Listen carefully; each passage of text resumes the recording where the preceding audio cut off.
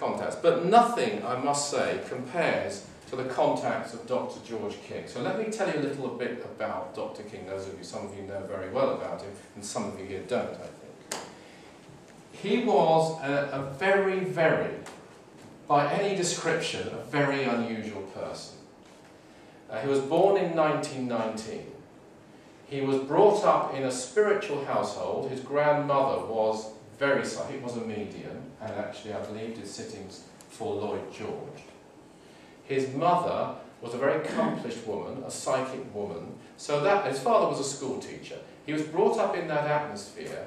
He became, at quite a young age, a Quaker. And of course, we have to think back here, we're talking about before the war, there wasn't really access, to, as there is now, there was no mind-body-spirit movement, let's put it that way. I mean, there were things like the Theosophical Society, of course, and various, and he investigated those as the years went on.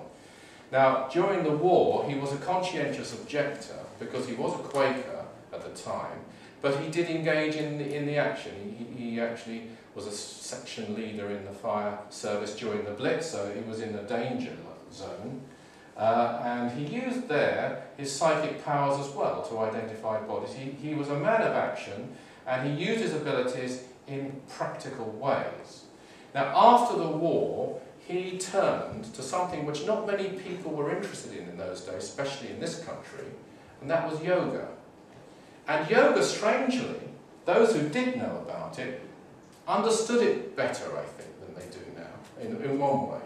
Because now, if you say yoga, a lot of people think, okay, keep fit, tone up my body, and have a more peaceful life.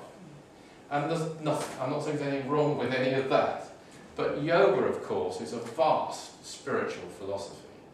And that's what he turned to. There are schools of yoga, and this is another lecture for another time, such as Raja Yoga, Jnana Yoga, and especially Kundalini Yoga.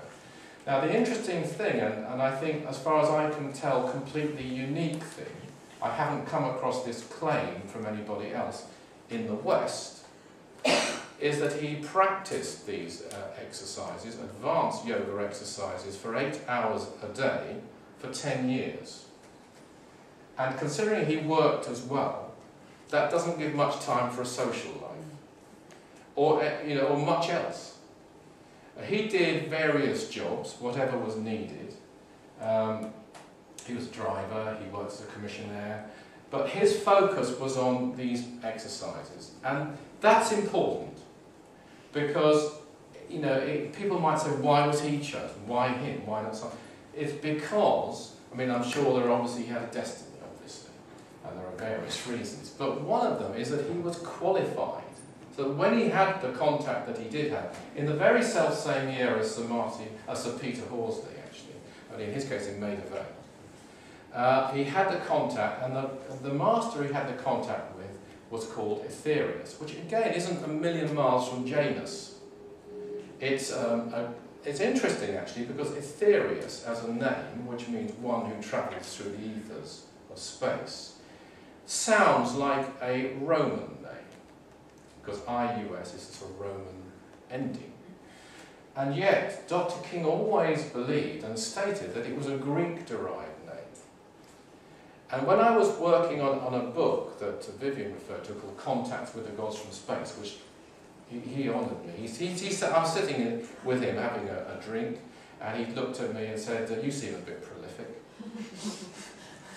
He said, why don't you write a book with me? And that was it. That's how Contacts with the Gods from Space came about.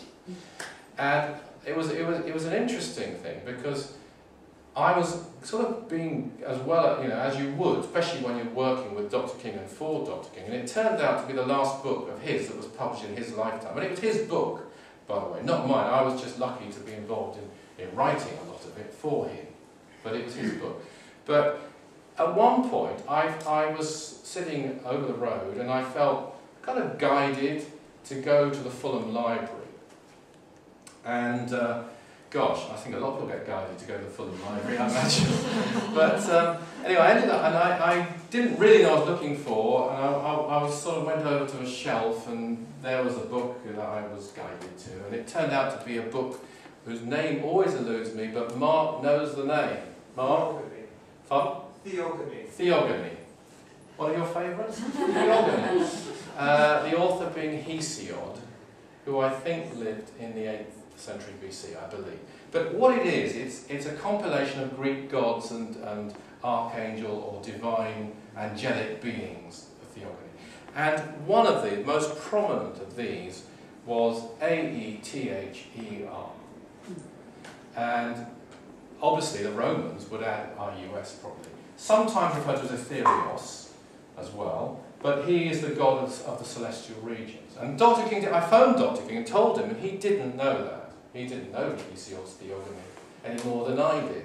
So it's just an interesting little story, but it's not that important to what we're talking about tonight, but it's interesting. Now,